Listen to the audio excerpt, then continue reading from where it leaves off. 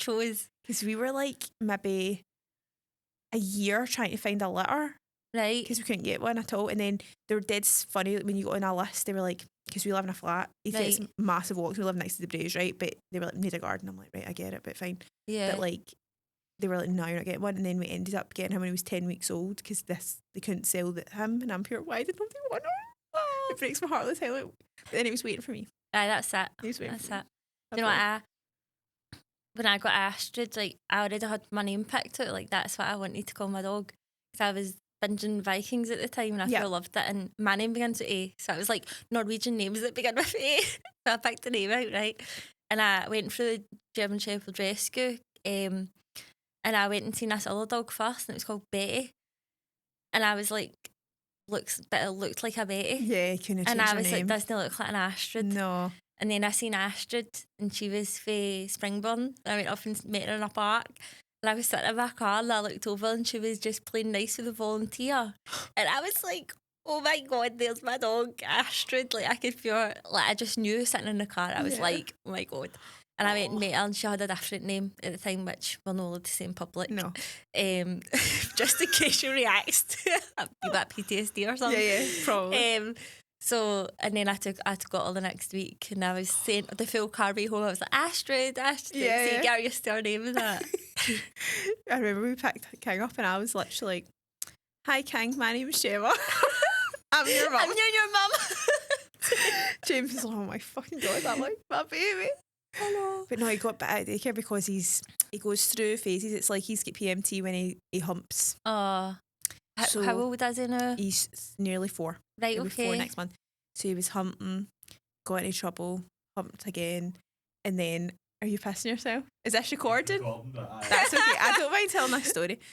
Humped again, and then the dog he humped, which was a boy dog, so Aye. I'm not sure what's happening with him. And then the dog bit his ear.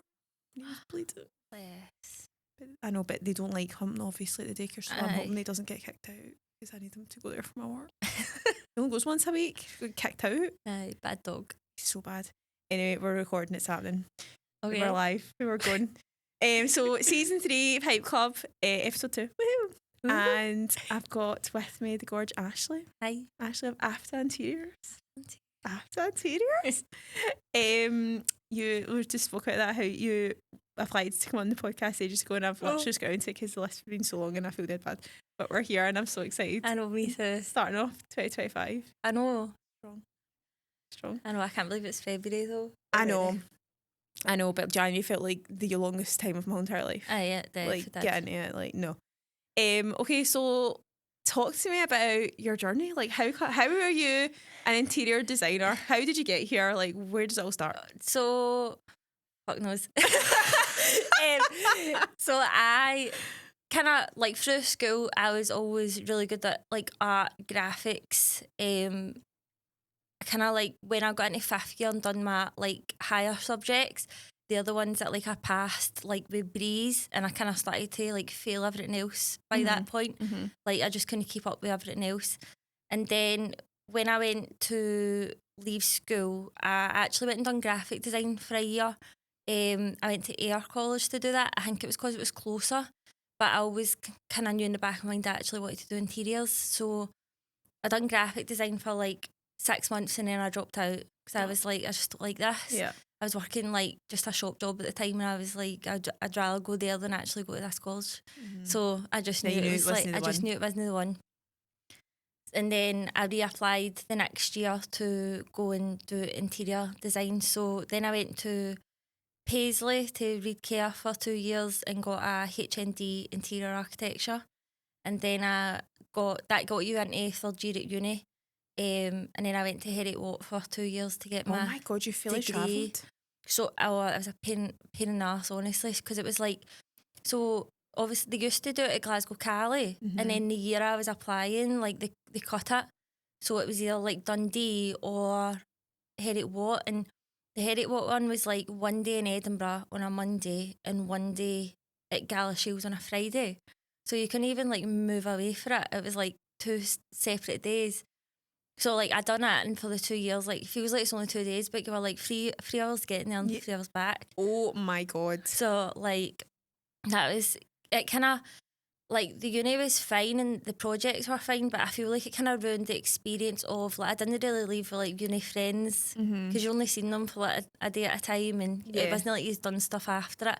Like, obviously you had pals when you were there, but, like, it wasn't the same. So I went and got my degree, and then I went on to work as a kitchen designer. So I worked for a place in Ayr called Creative Designs, which is like it's like a family run kind of like luxury kitchen company. I actually obviously like had my CV and just passed, and I just googled like design jobs Ayrshire, and I just listed, like, I went through Google and I just sent one out to every single thing that came up, and they phoned me like 12 hours later. Like, they actually had something on Indeed and I never saw it. Right. It was for a different kind of role, but because I'd sent that in, they phoned me and they were like, can you come in tomorrow for an interview?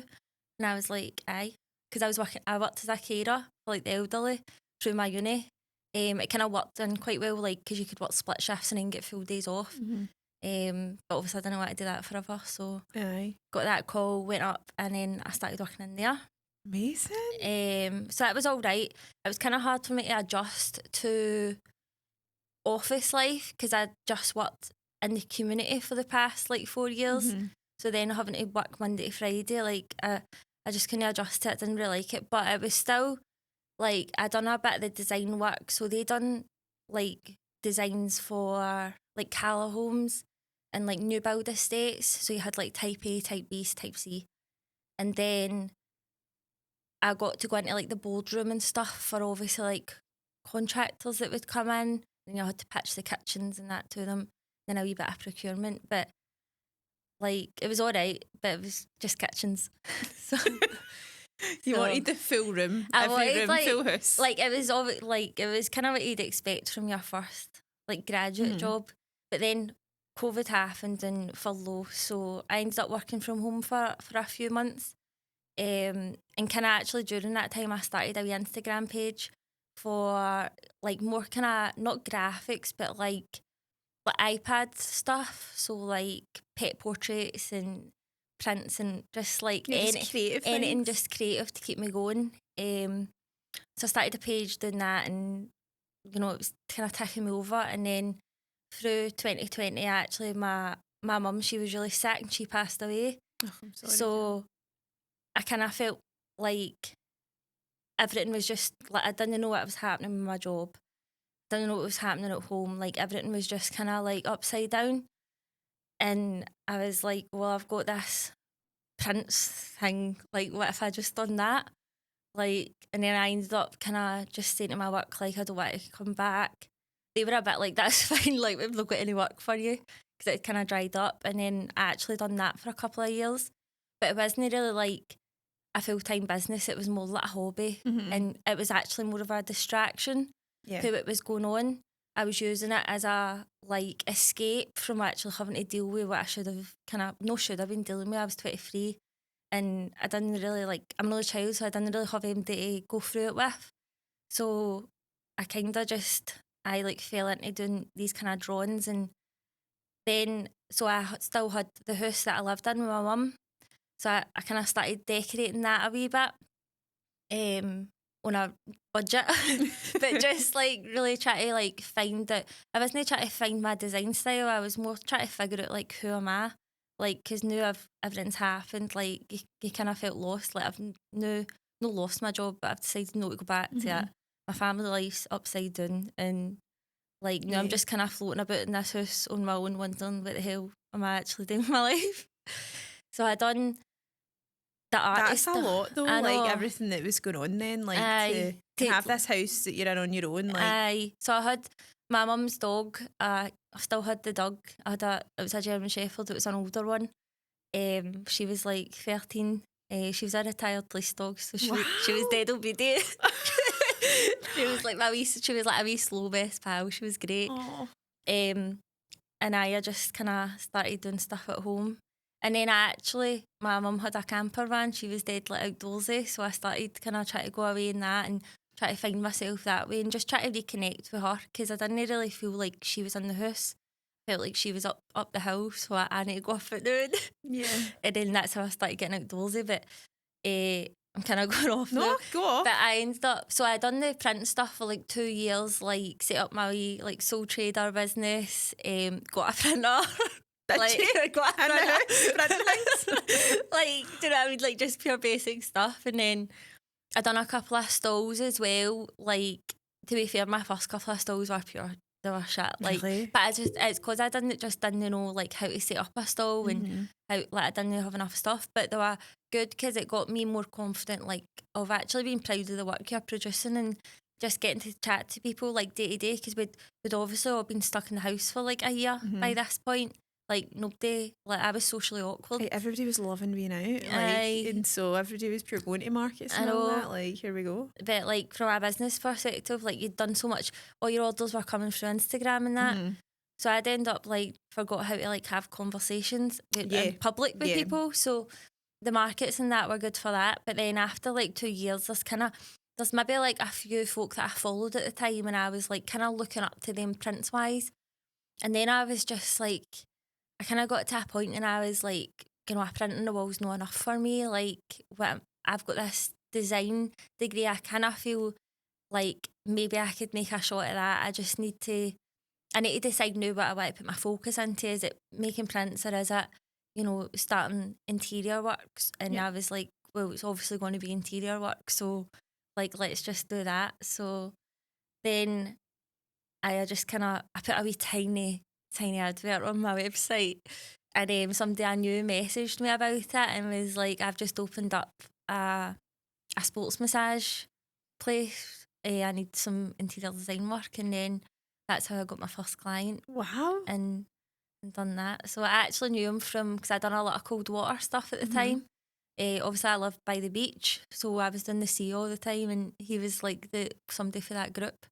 And then that's how I got my first client. Your first gig?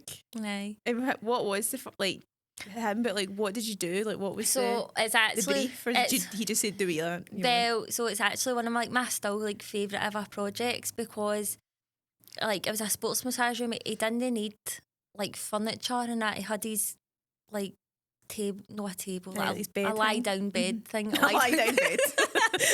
You know what I mean? Like a face first one. He had like that stuff. So he was more just looking for something that was like very on brand for him. Very like social media videos were starting to come into play. He was doing a lot of like massage kind of reels, and he wanted something that like folk would see it and say, oh, that's his place. So we ended up coming up with a design which was, so I was going through his Instagram. I went for the consultation first, and I was looking at his logo and stuff, and he was like, and I want the red from my logo incorporated, and I'm going, I'm not painting this room red. No. Like, I'm no. But we did. So, and then I went through his Instagram after it. So we doing design work, you kind of do your research and concept development first. And when I was at college, and that concept development was actually where I kind of like, I was always really good at it, like just coming out the box with ideas and exploring them. I always thought that was really fun. So I was going through his Instagram, and it was all these like cupping therapy. So it was all these big red circles like just taking over, and I was like that's it. Like, we're going to paint big red circles in your wall. So that was my wild card option. I had a more mellow one, but obviously I was like, I hope he goes for the wild card. I hope he goes for the wild card. But we do like the visuals and stuff as well. So he had like a couple of like 3D visuals of his room, and like could see how where I've pulled it from. Obviously I didn't say let's just do this. I'm like, no, I pulled this from that, and and then he was like, no, I like that one, let's go for it. And oh my god, that's how it got up. So it's your favourite one? It's not my favourite, but it's one of them. I think just because the concept behind it, and like it, like I do feel like that design, it was simple, but it showed what I can come up with. Like, it wasn't about buying stuff; it was about coming up with something. And then just really nailing what he wanted. Like, he did want red. He wanted something on brand. He wanted something that was going to stand out. Like, it just kind of nailed all the factors, really. And then I got my second job through that as well. Well, that's it. So, like, word of mouth. So once you've done something that's really spectacular, like, people are like, where'd that come from? Who did that? Like, how did I get that? I know, because it was just something like completely different at the time. Yeah. But like back then, when I first started, like I was kind of naive with the interiors. Like, see, when you go to college and you go to uni, they teach you everything about how to structure a project, like from your initial phase and how to pull it to a final presentation, and like technical stuff, like all trained up in like CAD and 3D softwares and other wee bits. But they don't teach you like how to price up a job, who's going to come in and do it. I painted that project. Did you? I'd done a lot of home DIY by that point though, so I was like, and I wanted the day's work. But it was the circles, and I was like, I can do that. But like I didn't know connections either, and I think I was like maybe 25, and I felt like, well, I can't phone tradies and ask them. I don't know what I was like, no, I'm a wee lass. And ask them to paint red circles, they'll tell me where to go. But like, because I knew the guy, he didn't really say anything about it. Yeah. Obviously. It was your first one. I know, he was fine with it. So, that's kind of. But that's the hardest bit, I think, is like when you go out on your own and know, like, how much should I charge us? And you feel like awkward saying a fee, and you're like, oh God, are they going to be like, no? That's been my hardest thing, I think, picking a fee. I think because I worked for somebody else, for a year. I was just at a graduate. They were paying me like no a lot, and then going out on your own, and you're like, you kind of compare yourself to how much. Well, they paid me that, so should I just pay myself that? And it's like, well, no, because you've actually got a business to run, and like you're stepping up to do it on your own now, so you need to find that value. But that comes with time. Like every time I've done another project, I've kind of upped the fee because I've learned for everyone, like, that was a bit less, or no, this is actually a bit more responsibility, or, you know, like, or this client wants, like, you know, I'm not going to say to somebody, no, like, your rate's gone now, I can't finish that for you. Like, yeah, you need to say, no, that's fine, I'll handle that. But you need to obviously look out for yourself in that as well. Because I suppose things will come up that were unexpected, and then that kind of like, it just kind of came through experience. Like every thing with interiors is that no project is the same, so you're constantly learning. I'd say now though, I have quite a good, even though I still work like for myself, the past year has been really about networking for me, like building up friends in the community of kind of design.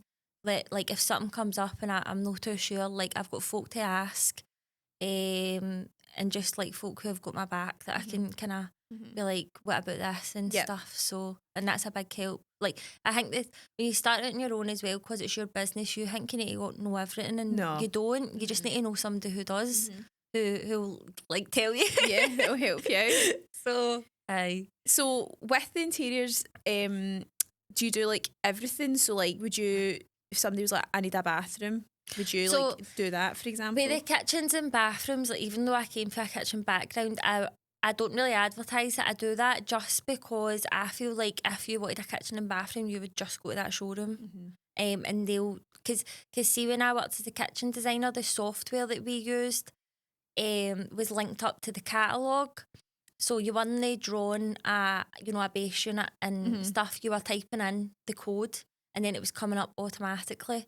So, like, for me, I couldn't, the price that I would need to charge to draw that up would, when a kitchen company established, you get it for free in that. Like, it's not worth it. It's not worth it. I think there's a market for it, but it's not what somebody would come to me for the first time. But in saying that, if somebody needed help actually making their selections for their kitchen and bathrooms, like a lot of the time, no, the one I worked for, because obviously they hired me, and they had another designer as like somebody who'd been through the same course as me, but other like kind of like B&Q places, like their folk are there to make sales. They're not there to design your nice kitchen. So if like somebody could ask me, could I help with maybe getting the layout a bit better? Because we ask questions more like, well, how do you use the space? What do you do? Do you come in? Do you make your coffee there? Do you sit there? Do you entertain at night time? Do you have kids who need to sit there? Like, what's your cleaning habits like? Because that would determine what materials we need. And then colours and stuff like that. So, like, technically but technically no. Depends. It depends. So you touched on like colours and that there. One of your videos went pure viral and it was literally like a beige paint. I know, and I don't even like neutral interiors. Like, I don't know why it's making me famous. I was like, what's happened in this video? And then it literally, that was it. And I was like, do you know, it was when I was sitting right and I was like, I feel like posting something. And I had that I had a like pure scabby paintbrush, I swear, and then like it just pure blew off, and I was like, why? It's That's like weird, it's bad lighting and everything. sometimes the worst videos do the best though. Like you spend so much time like making a really good video and then it doesn't shite. And then you do something pure basic and you're like, I don't know why this, but I'll take it. Aye. Like, I'll take it. 100%. But I would say, honestly say, I don't know why it was that one. I was howling. I was like, what? So you don't like neutrals? I just feel like, so I don't know like neutrals, but I feel like there's more to life than a neutral colour palette. Yeah. Like, it's a bit same. I think for the projects I've done, obviously the home projects I've done as well, like, when I say I like working with colour, I don't mean maximalist. Like, I just mean like wee pops and wee hints. Mm-hmm. And I'd say I'm kind of starting to go down a route now of like colour. I like the way colours make you feel in spaces. So like the psychology behind it. So like in your kitchen, it's obviously a high energy area. So you might want to put like yellows and reds and pops of like eclectic features in there. Whereas a bedroom, you know, it's more like a sanctuary space. You need a good night's sleep, so that's where you'd maybe put more like greens and blues. And just saying that, like when we're saying colour, it sounds kind of kiddish, but it's no, it's like that's what's going to make you feel like joy when you come home and like sanctuary and stuff. Like neutrals, no, it's no everything. Nothing. Yeah, like I could go through Instagram and I can't tell one neutral home for the other. They all look the same. Oh yeah. Like, but why would you want your house to look like that? Why would you know once? Like, if somebody came to my house, they would say, "This is Ashley's house." Like, see, when I had my house in the market, somebody sent me a letter. Obviously, didn't get it. No. But they sent me a letter like, "Oh, we came to view your house and it was amazing. Like, it was so inspiring to see an artist living here and stuff like that." I was like. An artist.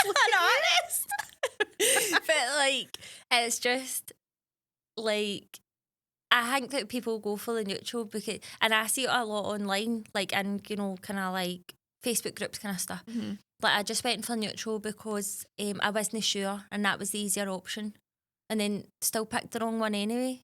This is literally me this minute. So I was telling the lassie before, I've been DIYing this weekend. Right. Holy. Right. Thought it would be done in 2 days. No, it never is, honestly. And I took my bed apart, currently lying on the floor and I cracked in. Like, that's what's happening this whole week. But I was like, I wanted, like, paneling, but not like this. I wanted, like, see, it's kind of like a picture frame. It's kind of like... The thin stuff? Yeah, but it's quite thick. It's not that thin. Right, okay. Like, so I told James this is what I want, right? So he was like, right, cool. So it took him all day Saturday to do it. Dead grateful. Thank you so much, you're the best. But I was like, right, this is annoying. And then he was like, right, we need to prime and all that and do the full. And I'm like, just paint it. And he's like, no, we need to. But we've got, so it was like a cold room before. It was like bluey grey. And I was like, it's too cold. I want something warm. And I want like lamps on the wall. I don't want big light. I want like lamps on the wall. So we've gone for like a warm grey. But I feel like I've been safe. It's because I don't know. Because I'm like, I want to furnish it with colour. Yeah. I feel like if it's colour on the walls, I'm like limited. Do you know what I mean? You can do it that way, but then colour in the walls. So when I was doing my house, like over the past few years, and I was kind of on like a budget, I was doing a lot of like colour blocking. Mm-hmm. So just like doing like circles and like that sports with how like a different big red circles. A different kind of circle, right? But like I was doing stuff like that. With the panelling, I done panelling as well. I actually done one where it was like the rectangular picture frame. I actually painted everything blue. And I done wallpaper inside the picture frame. I've seen that on your Instagram. That was nice. Yeah, that was my first time wallpapering. Oh my God. Smashed up. And then downstairs I done the panelling again, and the wall was like charcoal, and I had this yellow couch in my kitchen. I actually love it. Like, do you know, I feel look at spaces in vision, right? Yeah, you can see it. I just seen a yellow couch, so then I went got one. And then I done the panelling in this like eclectic blue. It's such a nice colour. Just because, so that blue and yellow is like a contrast. So they're both primary colours, so they're both like pure pop. With the like kind of charcoal colour, and I just like free-handed like big white flowers with a Posca pen. Oh my god! And that came from, so that was like my kitchen extension room. So like patio doors, and then there's my back door was all like slabbed, but there was like some trees up the side, and it was never it's not a telly room, it's like a garden room for the scheme. For the scheme. And I was like, I want a way to bring like that garden back in, because the patio doors make it feel as if it's all like one room, and try to take like inspiration from outside to bring it in. Because you're an outdoors girl. Bring the outdoors so this in. is it. Like, I'm an interior designer, but I love outdoors. I go and sleep in a van at the weekends and up hills, and like I'm only really starting to come into it. Like, this is who I am. Like, I need to bring them together. Like, even though my job title is interior designer, literally everything, like colours. Like, we don't make colours. Like, outside makes colours and we call for them. So we need to bring that in. You know what I mean? So deep. It's so true. No, but it is. Like, but it is. Like, you're right. And that's like something I'm trying to know. I think find my voice in it a wee bit. Like, find like your kind of brand and like what, why people come to you type kind of thing. came like, that's it. Like, that's it. And it's took me a while to get that. What's like the spark, like the click. And I'm like, it's clicked. Like, I need to go for this kind of thing now, because like technically interior design's about taste. You like it, you don't. But if I like it that way, then there's clients out there that'll like 100%. It that way as well. I feel like I wish I could have just booked you to do this. Now I feel guilty. You'd said what you've got. He was like, should we? I feel like this is mental, but you'll probably say it's actually okay. So like the actual paneling bit, paint that a different colour. That's what mine. That's what I done. He was like, I think we should paint it white, and I was like, no, that's what I done, and it was so good. Like white and then the warm grey. I feel like that would be weird. Do you know like what? But it depends what else you want to put in your room. Like, if you made a mood board or anything. No. Have you got furniture in it already that you're keeping? Yeah. Only bedside tables, and then what kind of material are they? They're like wood, but like lighter than this wood. Right, okay. And then but like a natural wood. Yeah, and then like we've got a grey bed. Right, okay. And that's it. And then like a white sheets. Haven't decided on my colour sheet yet. I'd go for white. White sheets. Right. Okay, I'll do white sheets. Hotel linen. Yeah. Keep it white. Keep it white. Yeah, he's like, we'll get Egyptian cotton. I'm like, all right. Honestly. I'd actually got a hotel like linen sheets. Hotel linen. They're nice. Right, okay. I'll take your word. Go for that. Just plain white. I actually got a nude one, and it was quite nice. Beige.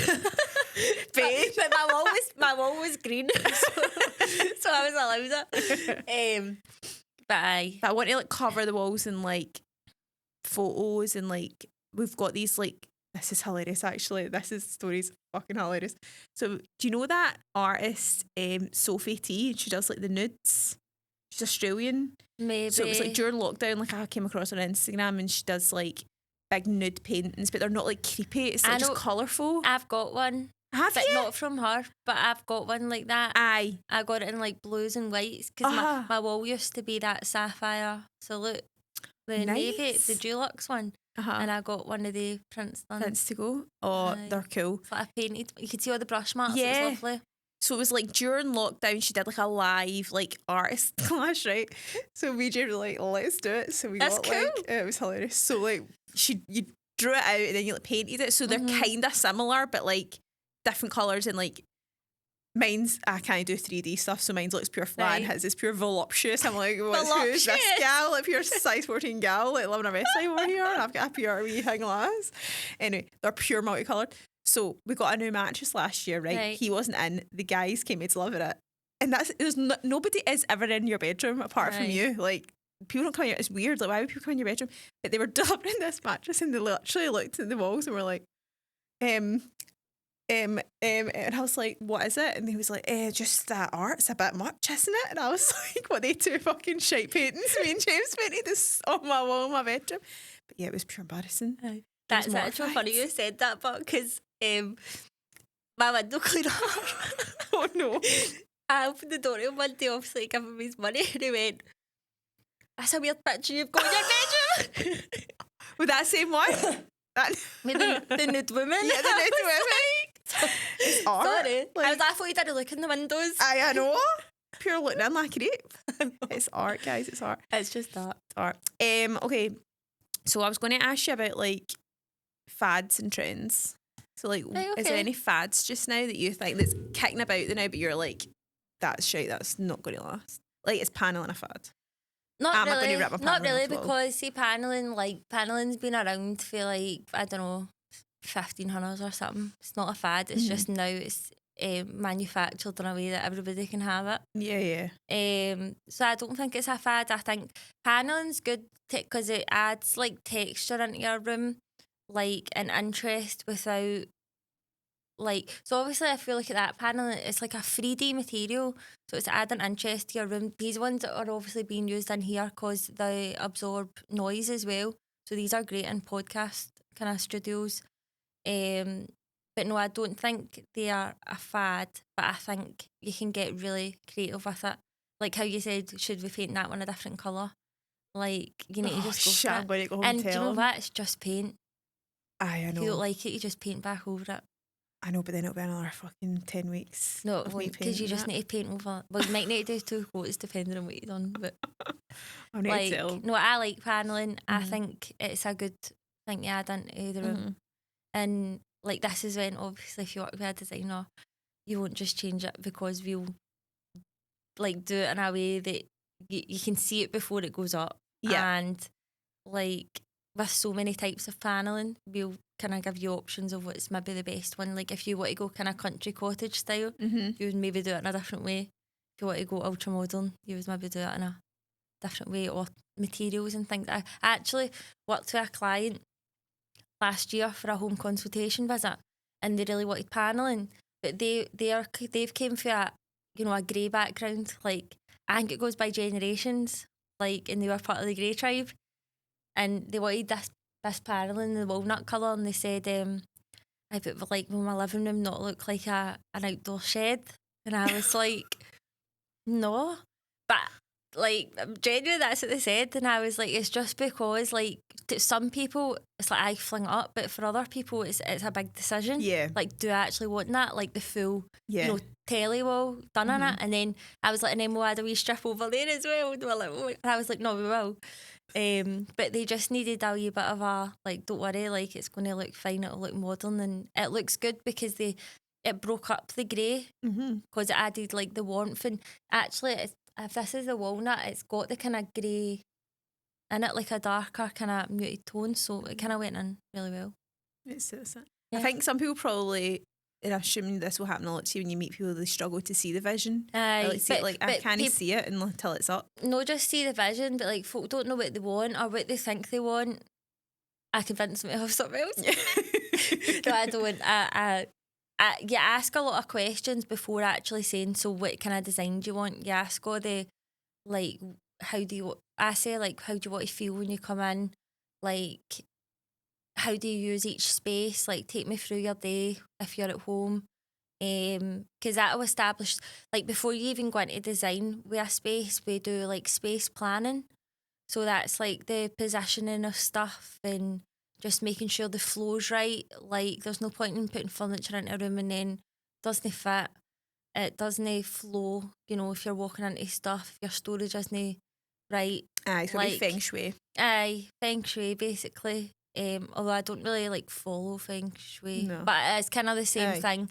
It's got to feel right, like the flow, like the room. And just then when you get your like proportions right, like this size dining table or this size desk, and like even like run plug sockets and making sure everything's done right that way, then you'll say, right, got the layout nailed, now we build up from there. You'll maybe have a layout and a mood board just to give them a feel, and then if they like that, we move on to the next bit of actually trying to say, right, like this type of paneling, or we'll use these paint colours, we'll get samples for them. So with what you do you do like it all together, two separate in sense of you do like the room what you've just described, and then do you also get like furniture you shop for them? So I do sort of different thing? services. I've kind of built them up as I've kind of progressed, just going off the back of what the people actually want. So I start off my kind of entry level service as a home design consultation. So that is, I come out to your home 90 minutes and we'll go through whatever we need to go through, like it's your time. And I'll kind of sketch stuff on site, bring samples with me, and clients really like it because they're in their house. I also do a Living Lux design service package, which is a remote design, which is kind of everything on the design stage. So that's like, you can add the home consultation if you want instead of a remote consultation. I could do that. It's okay. But that's like obviously doing like your CAD plans, your furniture, your mood boards. But that's a clickable shopping list. So then the client would go and order everything on their own, but everything would be there and it would be signed off and that. And then also I can do the furniture sourcing and things like that as well, and getting trades involved. So they would, we do design only, and then we'll order some things. We'll no order everything. Depends what it is, and depends on location of the client as well. Obviously I'm Ayrshire, Glasgow, so preferably for anything in person it would be down this way. Yeah. Obviously if we're passing our work on any trades, we would rather know who they are and have that relationship already there that we can bounce off each other. Yeah, because that's what I was going to ask. You already have like a sort of base so of like... I do. I've got like the past year I've built up a lot of like, I've been having coffees with joiners. Banner. And like just workies and that. So I have built up some good kind of relationships over the past year to be able to do that kind of stuff now. Don't get a lot of it yet actually, but it's kind of the next natural step in the business. Like the design stuff comes easy to me. Like I'm creative and I know what I'm doing, and I'm quite I think it's a confidence thing as well, like being able to present, and like what if they don't like my work? It's really personal. I know, but like most they usually do. So because if you've got inside their head at the consultation, like aye, right, like, you know, they said they want grey, but they hinted that they liked walnut or whatever. Or they hinted that they liked a bit of colour, or they're just a bit scared. Like you kind of know, and then you can build it. So, then we would have a design pack though that would go to the trades, and then they would. And another thing with the trades is, as a designer, like I know so much, but it's up to them to say, we can do that, or we can do that, but that's going to cost such and such, or we can't do that. Yeah. Like, you've just drew that up and thought, that's not possible. Like, that's not, like, gal, come on. So, there's a wee bit of back and forth for that, but can I do it in anything, like, within the kind of packages? But then sometimes we get asked, like, now I'm working on a project in the city centre, but it's for CAD only. So I'm working with a fit-out company. So it's the other way around, like, that. They're not really trades, they're like an established fit-out company, but they've came to me and says, can you do our CAD? So the floor plan drawings for an office. So I'm like a subcontractor to them. That's so cool. That's really good it's good work for me, because then I'm learning as well, like in collaboration from other kind of really established companies, which is great. And then again, word of mouth, like who knows who and stuff like that. But like the business evolving into different things. I also work with an architect as well when I do the 3D visuals stuff for them, which is good because I get to see what kind of stuff he's getting through his books, extension wise and building wise, and get to meet his clients. But at the same time, it's just some nice computer work for me. I like doing stuff like that. I think it's great, and I put my wee spin on it anyway. Yeah. You're putting in the big red circles. I'll need to post them again, because I have to be like, what's she talking about? I know, I'll need to share it, like what you thought about. So you said that one was one of your favourites. What's your actual favourite?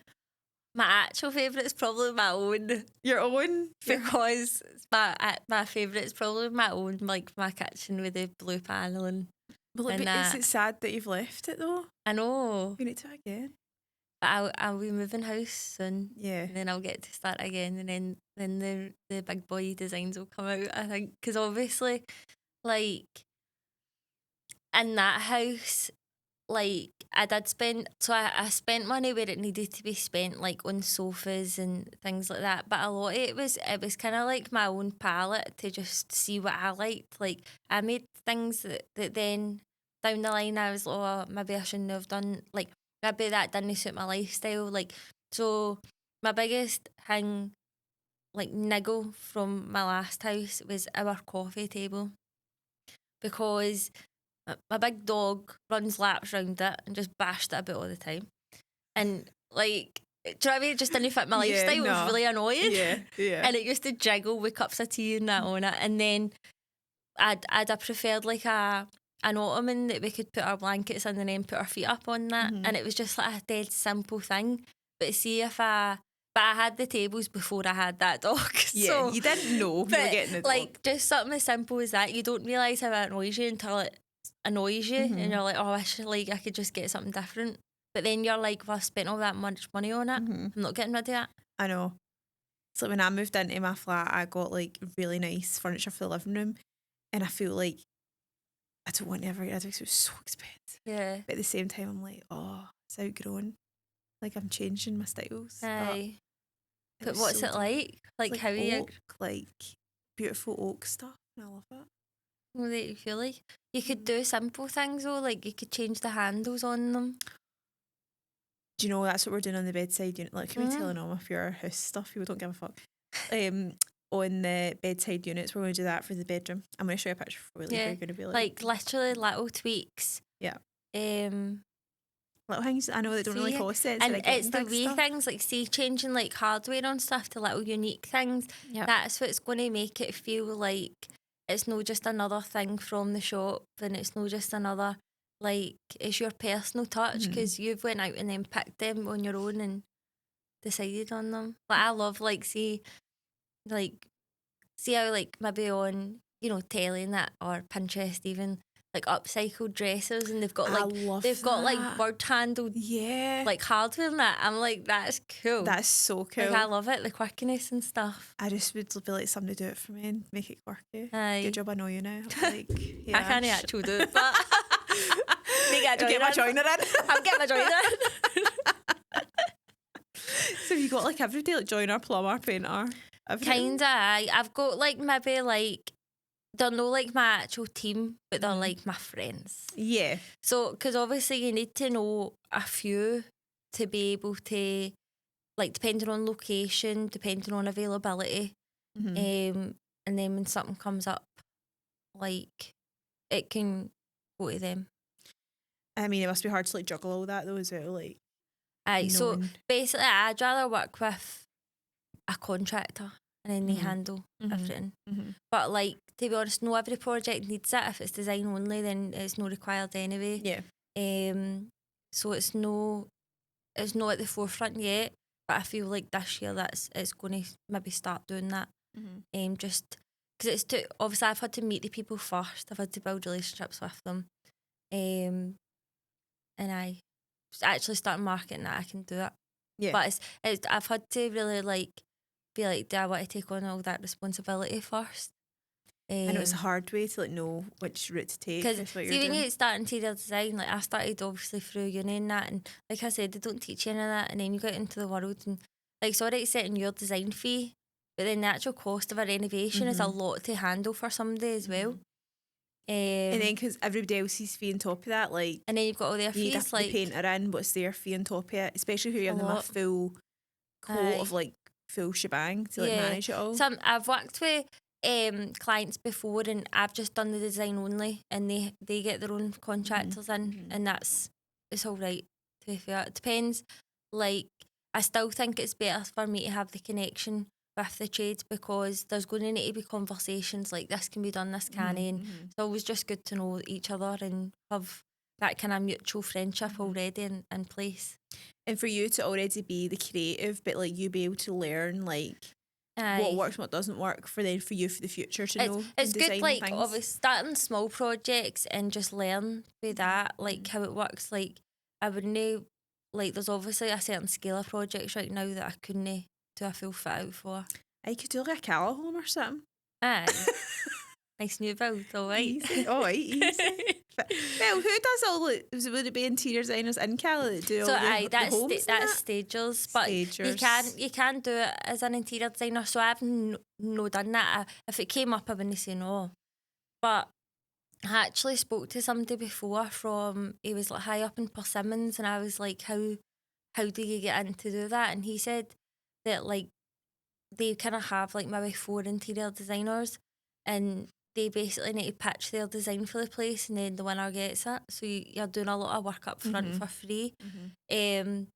Now I'd probably still do it and put my name, but that was like a couple of years ago. I'd asked them that, and at the time, I was more a bit like, well, I can't compete with established people. But now I'm a bit like, okay, let's go. Yeah, 100%. That's it. I love that. So you do like houses? Do you do like businesses as well? Because obviously you said that first one. Like... So I've done, it's more like small commercial, so like independent businesses. So the ones that I've worked with so far have been the sports massage. I've done a local gym, SBF, and I've done a timber factory as well. That was a cool job. How random! Like, what was the brief like for that? So they had a stairwell and a boardroom. And again, this one was like there was no furniture involved. They had a desk in the boardroom, but it was like it just been like plaster boarded and painted white, and that was it. So I actually got that job because the sports massage guy goes in there once a month to give the employees sports massages. Oh my God, he's pure singing your praises. So they'd asked me to go in, and basically the stairwell was like double height, and then the boardroom was just like blank as well. So they needed something for, just to kind of because obviously they have like potential clients that come in through the boardroom and then they talk timber. Like, I don't know. Ribbon. So he'd asked me to come up with something for that. So we came up with, he gave me his business card, and I went home when I was looking at the business card. I think, because I had that 2-year digital art kind of thing, it's really actually helped me with the creative stuff. I'm looking at his business cards, and I had this kind of like triangle logo thing, and it was all blue and grey and white. I was like, right, they must like the colours as well. So I pitched 2 ideas again, because it's commercial. You want to kind of pitch 2 kind of similar but different. And I took their logo and I drew it up on CAD and then on my 3D software into like big, and then done some other stuff, and I took it back in and I said, do you think one of your guys could build this? And he was like, I just give me the CAD file. And that's the design they went for. So we done like a half height blue like colour block like up the stairwell, so like up to here. And then above that we had a massive like their logo built in wood.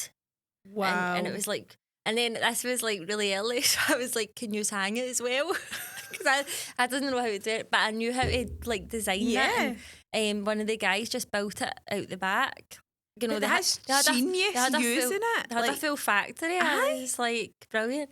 And it looks great. So it does. And it took up that height. Do you know what I mean? Because I'm like, what else are you going to do with the height? It's a stairwell. You can't put anything on the ground that's going to obstruct people walking. It needs to be a wall feature. And that was great because you could see it from the bottom, and then you could see it from the top as well. Honestly, that is genius. Like using the timber to build. And then one of their guys done it as well. So like they do that for a living. Like exactly, they cut, wouldn't it? So I done that, and then we also got, because then there was some other blank walls, so I got some of their CAD plans that they actually use on site, blew them up and just put them in pictures. Like you see that kind of commonly. And then in the boardroom, I always try and upsell that I do art as well if you need some matching stuff. And we've done them some custom artwork for the boardroom. So in the boardroom there was this like glass wall and you could look down into the factory. And I remember standing there and I looked down, you just seen all these guys in high vises and hard hats, like all PPE wear. And I was like, right, okay. So we done like a set of free artwork and it was like high vises and helmets and we had like a crane and it had that logo in it, like it was holding up the logo. That's so cool. It was like a sneaky wee touch, but it was all in their brand colours, so like blues and stuff. It wasn't like luminous yellow or anything.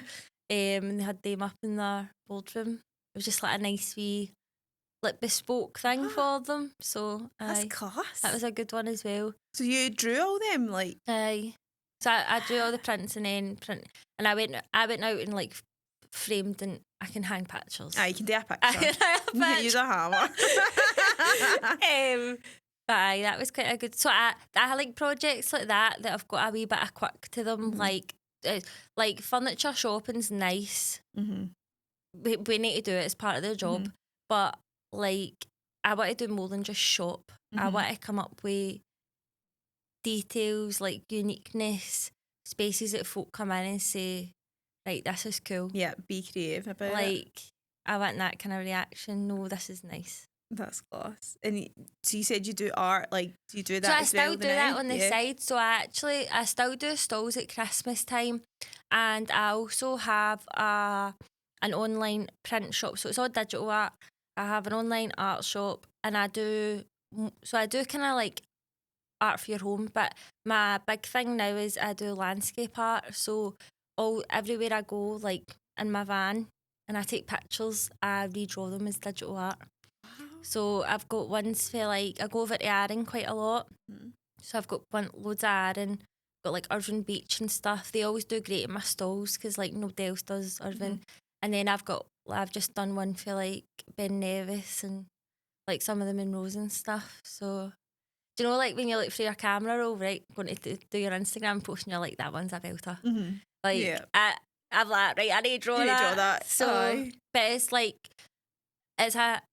for me, it's a selling point. It's the thing at stalls, like, that's the story behind it. You know, we need the business story. But for me, it's just it's that starting to bring the hobby life and the skill set together. It must feel like from when you were working in the kitchens and everything happened with your family and stuff and you didn't know you were lost, to now where you've got one business but two sides to the business and like you're a lot more established. You're talking about you wouldn't say out a job now and you can bid potentially because you're established now. Like that's far that you've came. There's still like so much further to go though. Like I still feel quite wee. I know, but I don't know if I'm putting myself down saying that. You're putting yourself down. We always do feel wee and like it's like imposter syndrome. It's because you're always just striving for more. Yeah, of course, because you're an entrepreneur, you're always wanting to do more. Like there's always enough. More. For me now, it's just like finding the right clients who I think I've struggled a lot with like self-confidence of folk more established and like why would they come to me when they could go to somebody else? But now I kind of feel like I've got maybe sort of like found out who I am. Like it wasn't nothing to do with other business, it was more doubting myself, like who am I? Yeah. And now I feel like I've kind of found myself a bit more. You just need to say, well, this is why. Look at this. Look at you now. Look at this. Yeah. I don't know. But then you'll look back at where you are now.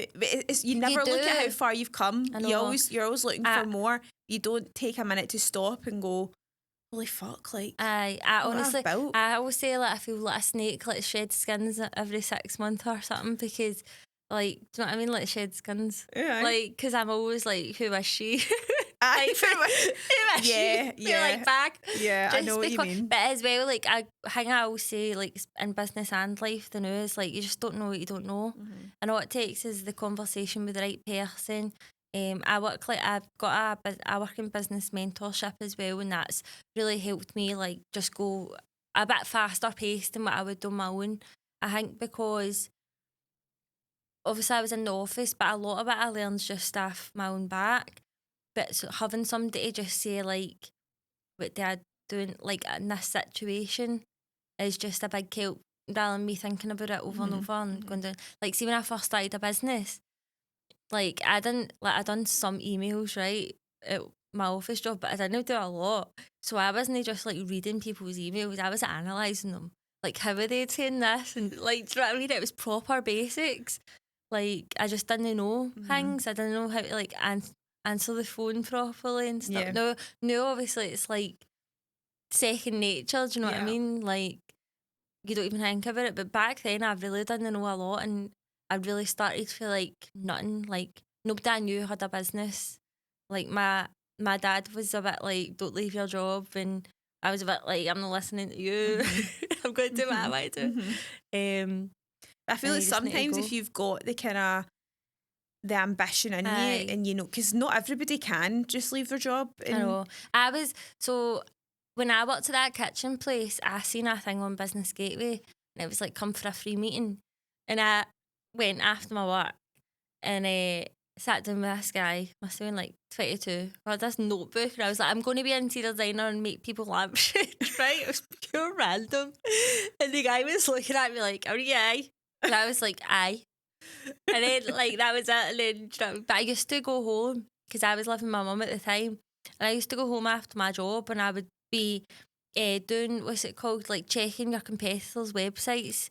And that, I was doing all that, like, after work, and I hadn't even, like... You didn't have a business? I didn't have a business. I didn't have a competitor. Like, I was doing that anyway. Yeah. And then, like, without realising that I didn't know what I was working towards. Obviously, if, like, COVID never happened and then family stuff never happened, like, I don't think I would have left my job as early because I was still picking up the pieces with that. But, like, life just kind of took me in a different direction, and, like, I didn't really choose the path. It kind of chose me, and I had to go with it, to be honest. And you've smashed it so far. Aye. There's so much more to come. How exciting. I know.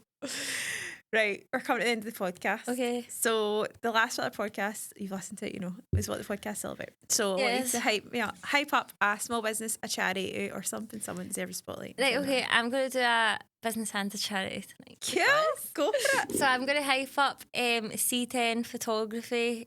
Chloe, she does some of my photo shoots and things like that. And she's just a really cool girl. Amazing. And I'd like her to get a wee shout out. Yeah. And my charity is actually German Shepherd Rescue Scotland. Because that's where I got my baby. Oh, German Shepherd Rescue Scotland. German Shepherd Rescue Scotland. So I like, when I got Astrid, they come out and do your home visit. You meet a volunteer, you need to go meet the dog. And then they come and do your checks, and you pay a small fee when you get the dog, but it's literally a small fee. They also have kennels up in like Stirling, I think, for dogs that have just been told they need to leave and they don't have a foster home to go to. Honestly, don't, like... And if I had a house, I'd get another. Listen, you're getting a pointer.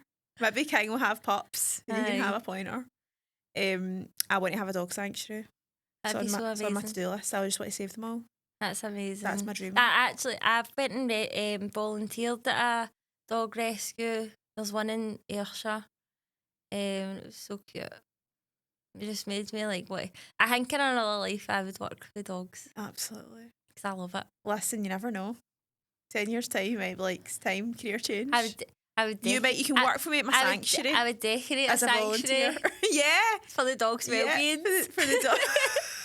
For the dog, each dog's carol. Right, what do you do in the morning? Let me know your routine. Where do you sit? Where do you have your water?